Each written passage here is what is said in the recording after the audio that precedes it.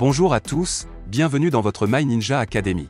Aujourd'hui, nous allons parler de Boruto qui va révéler le nombre de personnes qu'il a tuées. Si vous souhaitez en voir plus sur Naruto sur notre chaîne, laissez vos pouces en l'air et abonnez-vous pour rejoindre notre Académie des Ninjas. Et les ninjas, avant de continuer avec la vidéo, je vous demande de vous abonner à notre chaîne. Ainsi, vous rejoindrez notre village ninja et pourrez maîtriser votre technique ninja préférée et devenir un grand Chunin. Cela aiderait aussi beaucoup notre village ninja si vous laissiez vos likes, thumb up sur la vidéo d'aujourd'hui, ainsi ensemble nous pourrons battre n'importe quel adversaire pendant que nous sommes sur le chemin pour devenir Hokage. Maintenant, continuons avec la vidéo d'aujourd'hui. Boruto Uzumaki est un personnage qui a connu de nombreux changements. Il est passé d'un simple enfant gâté qui voulait l'attention de son père à un shinobi prêt à se sacrifier pour son village sans arrière-pensée. En effet, malgré tous les problèmes de Boruto, on ne peut nier que son évolution en tant que personnage est vraiment admirable. Comment ce personnage va-t-il évoluer avec le temps? Est-ce que Boruto, même maintenant, traverserait des choses encore plus lourdes? Des responsabilités de notre Uzumaki atteindrait-il un point absurde? Se sentirait-il responsable de ce qui s'est passé sur le compte de Momoshiki, des morts causées par lui, des blessures causées aux autres, peut-être même pour le départ de Kawaki de Konoha? Ce dont nous allons parler dans la vidéo d'aujourd'hui. Boruto Uzumaki est un shinobi du clan Uzumaki de Konohagakure et un descendant direct du clan Hyuga par sa mère. Bien qu'il en veuille d'abord à son père et à son absence depuis qu'il est devenu Hokage, Boruto finit par respecter son père et ses devoirs. Néanmoins, il jure de devenir un shinobi comme son mentor Uchiha Sasuke. Issu de ces deux lignées fortes, Boruto est un prodige, considéré comme capable d'accomplir tout ce qu'il tente dans des délais remarquablement courts. Ayant hérité du génie de son grand-père paternel et de l'imprévisibilité de son père, il s'est classé dans les premiers de sa classe lors de ses examens de Genin, et est considéré comme bien au-dessus du reste de sa génération avec des prouesses de niveau Chunin. En tant que Genin, Boruto est considéré comme une élite qui excelle dans tous les domaines du combat. Sa dextérité s'est avérée cruciale pour vaincre des adversaires redoutables, notamment Momoshiki, Urashiki et les membres de la Kara. Son potentiel est également considéré comme une menace pour le clan Otsutsuki. En tant qu'Uzumaki, Boruto a hérité d'une puissante force vitale. Comme son père, il a de très grandes réserves de chakra,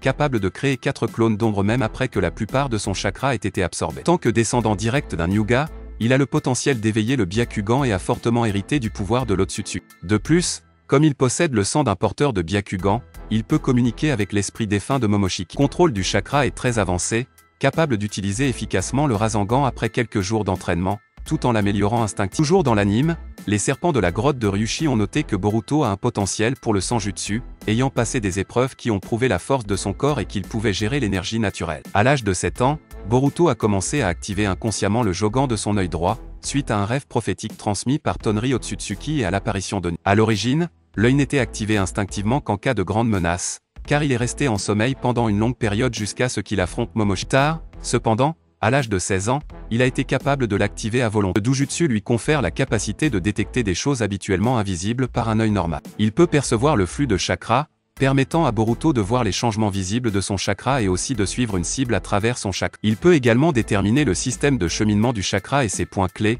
et voir à travers les barrières invisibles qui... Malgré sa nature insouciante, Boruto est un individu très perspicace qui excelle à lire la situation et à s'y adapter. Un peu comme son père, il fait preuve d'une ingéniosité remarquable avec la technique du clone de l'ombre pour les stratégies complexes. Bien qu'il préfère une approche globale plus directe du combat, il est adepte de diverses désorientations et feintes complexes, qui lui ont permis de tirer le meilleur d'Iwab et même de Momoshiki. Il est également capable d'exploiter les failles et les faiblesses de lui-même et d'autres cibles pour en faire le point central de les montrer comme étant capable de résoudre des problèmes avancés à la perfection grâce à ses propres méthodes. Inojin note qu'il a un talent particulier pour cela. Boruto est nettement en avance sur les autres élèves, terminant parmi les 3 premiers de son corps.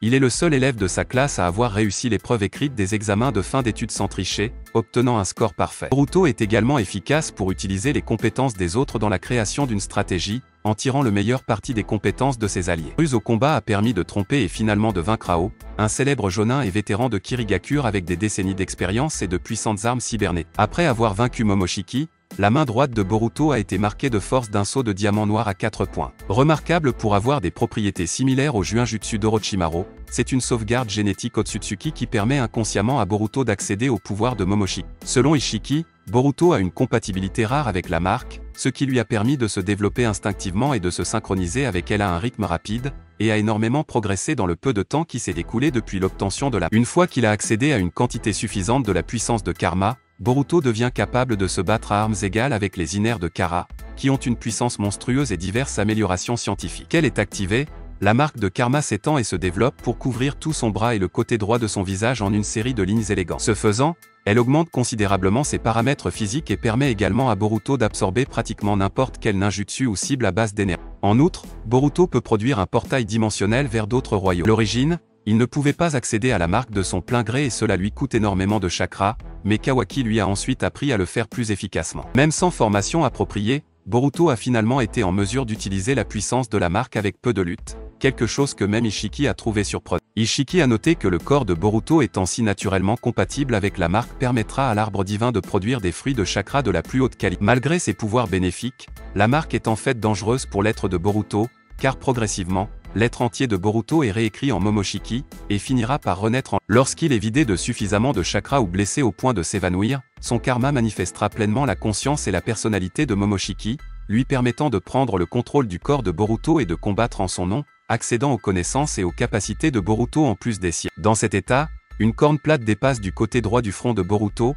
se courbant légèrement vers le haut et l'arrière. Son œil droit devient également un Byakugan. Sa force physique et sa vitesse augmentent considérablement, au point qu'il peut détruire sans effort le bras mutant de Boruto et envoyer sa forme monstrueuse s'écraser avec une série de coups. La manifestation de Momoshiki a accès au vol et augmente considérablement les techniques de Boruto, capable de déclencher un Rasengan massif de la même ampleur que le Rasengan père et fils. Le contact de Boruto avec Kawaki, qui porte le karma d'Ishiki, crée une résonance qui accélère le taux d'acquisition des deux vaisseaux. Après la défaite d'Ishiki, Boruto a reçu une drogue spéciale développée par Amado pour supprimer le développement du karma. Cela lui a apparemment permis d'accéder à une plus grande partie de la puissance de karma pendant un certain temps, sans que son esprit soit immédiatement pris en charge par Momoshiki. Après sa mort, dans une tentative d'arrêter le contrôle de Momoshiki, Boruto a été ressuscité par Momoshiki en utilisant les données restantes du karma, faisant de Boruto un Otsutsuki complet tout en restant physiquement avec lui-même. Boruto a ressenti un changement suite à la résurrection, croyant qu'il pouvait mieux accéder et contrôler l'essence de Momoshiki sans l'aide de... Cependant, dans le manga,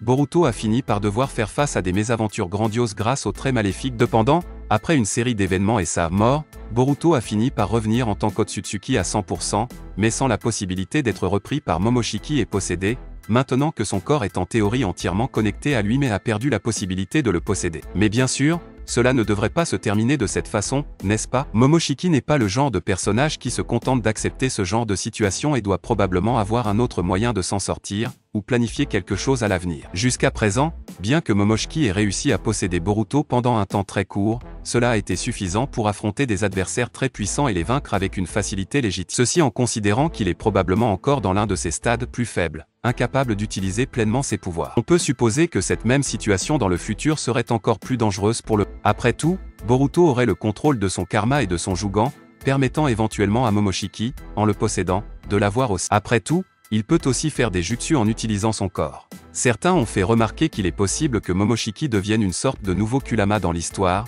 mais la plupart des possibilités indiquent le contraire, et Momoshiki deviendrait quelque chose d'assez similaire à ce que nous avons avec Sukuna dans Jujutsu Kaisen. Ce qui signifie qu'il doit éventuellement trouver un moyen de posséder Boruto à nouveau, peut-être en l'incitant à faire ce qu'il veut et en le manipulant d'une certaine manière. Cela justifierait d'autres situations dans le futur, comme l'implication des Otsutsuki encore plus dans le futur, le travail sur le karma, la raison pour laquelle Boruto a peut-être essayé de s'arracher un œil. Tout cela pourrait être lié à une seule et même situation. Il y a une grande chance que Momoshiki reprenne le corps de Boruto dans le futur, peut-être en arrangeant une nouvelle forme, ou peut-être quand il deviendrait inconscient au bord de la mort, quelque chose d'assez similaire à ce qui se passait avec Naruto, mais le déclencheur ne serait pas les mauvaises émotions et la quête de pouvoir, mais le fait d'empêcher son vaisseau de mourir en chemin jusqu'à ce qu'il puisse officiellement revivre. Cela pourrait faire grandir le poids de la responsabilité et sa volonté de protéger Konoha au point que nous aurions un parallèle géant entre Boruto et Sasuke. Certains théorisent que Kawaki quitterait Konoha, mais d'autres disent que ce serait Boruto lui-même qui quitterait Konoha, ou partirait en voyage d'entraînement,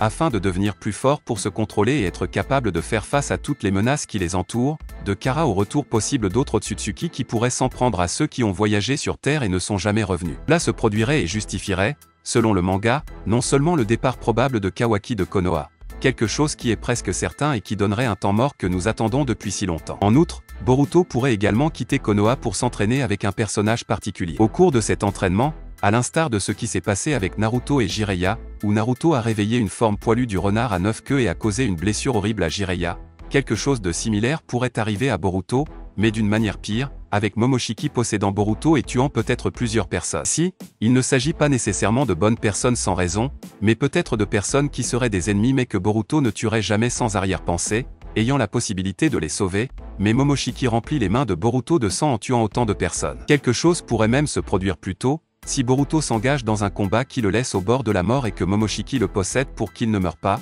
mais plutôt pour qu'il détruise complètement son adversaire. Le sens des responsabilités de Boruto grandirait au point qu'il voudrait s'éloigner de tout le monde par peur de blesser un être cher et s'entraîner jusqu'à ce qu'il puisse contrôler son pouvoir par lui-même et l'utiliser pour protéger tout le monde. Et c'est ainsi que commencerait un saut dans le temps jusqu'au retour de ce Boruto que nous voyons dans Boruto Shippuden, bien que la scène de l'œil coupé sera peut-être vue un jour, aussi, lorsque nous aurons plus d'informations sur Jogo. Ce n'est qu'une théorie sur la façon dont l'histoire pourrait se dérouler, mais j'aimerais savoir ce que vous en pensez. Pensez-vous que Momoshiki pourrait revenir pour prendre le corps de Boruto? Comment pensez-vous que le saut dans le temps va se passer? Laissez votre avis dans les commentaires. C'est tout, j'espère vraiment que vous avez apprécié la vidéo. Si vous avez des suggestions de vidéos, n'oubliez pas de les commenter ci-dessous, parce que je les lirai toutes comme je le fais toujours. N'oubliez pas non plus de laisser un like si vous avez aimé la vidéo et n'oubliez pas de vous abonner et de sonner la cloche pour ne pas manquer le contenu de votre académie ninja préférée.